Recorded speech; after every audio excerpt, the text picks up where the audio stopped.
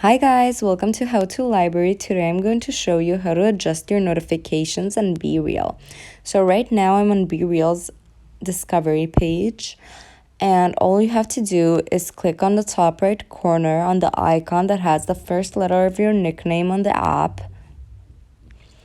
And this brings you to your memories, and on the top right corner of this you have three dots.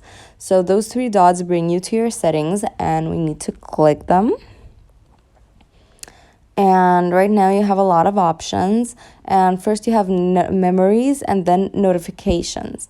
So we need to click on the notifications, and here you can modify your notifications and enable anything you don't like, and the list goes on and on. Thank you for watching. Do click the like button if this video helped you, and subscribe to our channel for more helpful videos. Bye guys.